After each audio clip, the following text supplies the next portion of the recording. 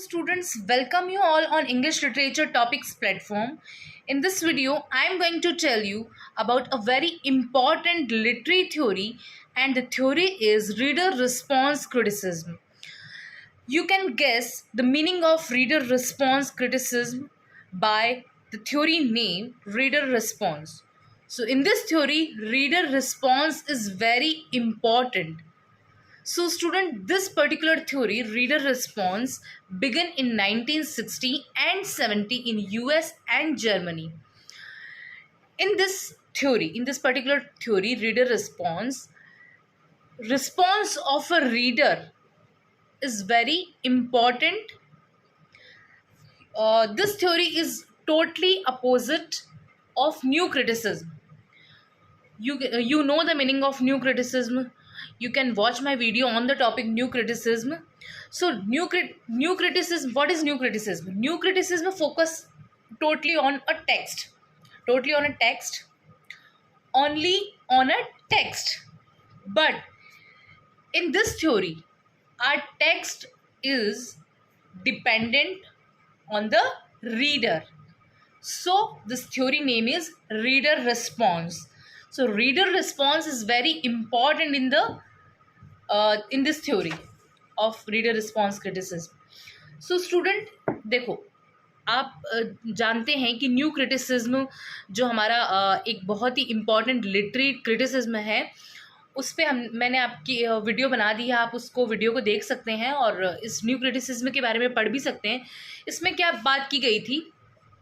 इसमें new criticism के critics बोल रहे थे कि आपके पास अगर कोई पीस ऑफ राइटिंग है तो उस पीस ऑफ राइटिंग में जो टेक्स्ट है वो इम्पॉर्टेंट है. हमें ऑथर की या रीडर की बायोग्राफी से, हिस्ट्री से कोई लेना देना नहीं है. हमें अदर कंटेंट से कोई मतलब नहीं है. हमारे पास अगर टेक्स्ट है तो टेक्स्ट में कौन से लिटरेरी डिवाइसेस यूज़ हुई है, that is enough for us. कौन कह रहा है ये बात? ये बोल रहे हैं न्यू क्रिटिसिज्म वाले. न्यू क्रिटिसिज्म के जो क्रिटिक्स हैं वो ये बात करें कि टेक्स्ट और ओनली टेक्स्ट इज इम्पॉर्टेंट. सिर्फ टेक्स्ट इम्पॉर्टेंट है, ठीक है. टेक्स्ट के अलावा इधर उधर का कुछ भी इम्पॉर्टेंट नहीं है. But this particular theory, reader response theory, is totally opposite of new criticism. ये पूरी तरह से न्यू क्रिटिसिज्म के अपोजिशन में बात करती है. न्यू रीडर रिस्पॉन्स थ्योरी में क्या है, इसके नाम से ही पता चल रहा है रीडर रिस्पॉन्स, कि इसमें रीडर का रिस्पॉन्स बहुत ही इम्पॉर्टेंट है, ठीक है. रीडर अपने एक्सपीरियंस पे जो भी रिस्पॉन्स देता है किसी टेक्स्ट को पढ़ के, वो इम्पॉर्टेंट है. ये जो थ्योरी है ये 1960 और 70 में यूएस और जर्मनी में स्टार्ट हुई थी. और ये जो थ्योरी है इसमें रीडर का रिस्पॉन्स जो है बहुत इम्पॉर्टेंट है. तो इन अ शॉर्ट वे आपको समझ आ गया that what is reader response criticism. But अच्छे से मैं एक बार रीड आउट करके आपको बता देती हूँ जो मैंने नोट्स बनाए हैं. देखो, this theory also known as audience oriented. Audience oriented क्यों? क्योंकि ये डिपेंड करती है रीडर के और ऑडियंस के रिस्पॉन्स पे, ठीक है. Opposite of new critics. Obvious बात है कि इसके जो क्रिटिक्स है, इसके जो थ्योरिस्ट हैं रीडर रिस्पॉन्स के, वो किसके अपोजिशन में है? न्यू क्रिटिक्स के. क्यों? क्योंकि न्यू क्रिटिसिज्म में बात करता है सिर्फ टेक्स्ट पे, उनको टेक्स्ट के अलावा और किसी चीज़ से मतलब नहीं है. जबकि रीडर रिस्पॉन्स कह रहा है कि हमें रीडर के रिस्पॉन्स से बिल्कुल मतलब है, क्योंकि रीडर जितना अच्छा इंटरप्रिटेशन कर सकता है एक टेक्स्ट का, कोई नहीं कर सकता. क्योंकि रीडर अपने एक्सपीरियंस से, अपने माइंड सेट से उस टेक्स्ट का कैसे इंटरप्रिटेशन करता है, अलग अलग तरह से इंटरप्रिटेशन करता है. So that is important for reader response criticism, ठीक है. इसमें क्या है, ये टोटली अपोजिट है न्यू क्रिटिसिज्म की. क्योंकि न्यू क्रिटिसिज्म क्या बात करता है, because for new critics role of the reader does not matter at all. कि जो रोल है रीडर का वो मैटर नहीं करता न्यू क्रिटिसिज्म के लिए. इसलिए न्यू क्रिटिसिज्म क्या बात करता है? न्यू क्रिटिसिज्म बात कर रहा है the meaning of a text is contained in the text and it is not a product of a author और रीडर. ये बात कर रहा है न्यू क्रिटिसिज्म. न्यू क्रिटिसिज्म कह रहा है कि जो टेक्स्ट है वही इम्पॉर्टेंट है, उसमें कुछ भी प्रोडक्ट नहीं होता है, ऑथर का या रीडर का कोई भी मीनिंग नहीं है, उसका कोई भी रिस्पॉन्स हमारे सामने नहीं है. ये न्यू क्रिटिसिज्म बात कर रहा है और इसीलिए इसके टोटली अपोजिट में कौन है? रीडर रिस्पॉन्स थ्योरी है. For reader response critics a literary text or any text can not have an independent existence. जो रीडर रिस्पॉन्स के थ्योरिस्ट हैं वो कह रहे हैं कि कोई भी टेक्स्ट का अपना इंडिपेंडेंट एग्जिस्टेंस नहीं है। अगर कोई रीडर उसका इंटरप्रिटेशन करेगा ही नहीं टेक्स्ट का, तो उसका क्या एग्जिस्टेंस है? हमें कैसे पता चलेगा कि ऑथर क्या कहना चाह रहा था? ये तो रीडर ने अपने माइंडसेट से उसको इंटरप्रेट किया, उसके बारे में हमें बताया, उसको एक्सप्लेन किया।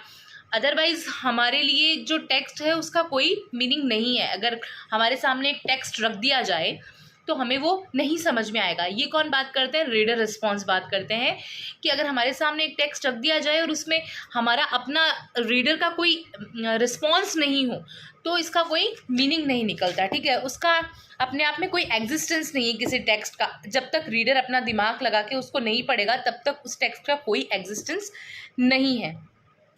Reader response theory school of literary theory है that focuses on a literary that focuses on the reader, जो क्या करती है? Focuses on the reader or audience and their experience of a literary work, और उनके literary work के experience पे जो है आप बोल सकते हो कि क्या करती है? फोकस करती है।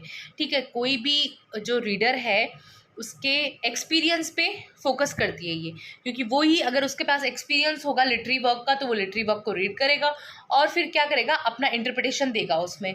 ठीक है, began in the 1960 and 70, particularly in the US and Germany.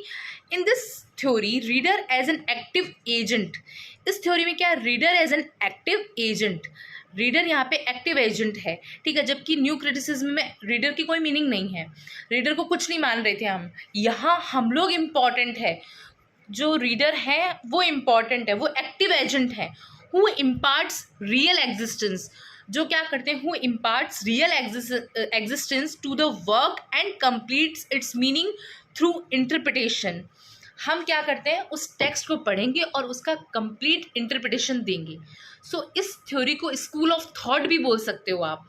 School of thought क्यों? क्योंकि एक रीडर रीड करेगा किसी टेक्स्ट को और उसके बाद सोचेगा, और सोचने के बाद जो उसका अपना इंटरप्रिटेशन है वो देगा। सो that is reader response criticism. ठीक है, उसके अलावा कुछ इसके बहुत ही इम्पॉर्टेंट जो क्रिटिक्स हैं उनके नाम मैं आपको बता देती हूँ। Norman Holland, Stanley Fish, Wolfgang Iser, Hans Robert Jauss, Roland Barthes, David Bleich. ये कुछ इम्पॉर्टेंट इसके जो है आप बोल सकते हो कि थ्योरिस्ट हैं, क्रिटिक्स हैं। इसके अलावा इसमें एक बहुत ही इम्पॉर्टेंट स्टैनली फिश जो है, उनकी बुक है is there a text in the class.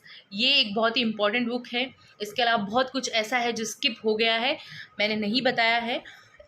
सो आप वो इस बुक में पढ़ सकते हैं। ठीक है, आपको दिख रहा होगा बिगनिंग थ्योरी, ठीक है, जो पीटर बैरी की है। और उसके अलावा आप English literary criticism and theory इसमें पढ़ सकते हैं, जो कि किसकी है? एम.एस. नागराजन की है। सो आपके पास मटेरियल ग्लॉसरी में आप पढ़ सकते हैं एम.एच. अब्राहम की। सॉरी, आपके पास मटेरियल बहुत सारा है, तो you make your own notes and read through out the books, Wikipedia and all. Thank you so much. I hope you understand the theory of reader response.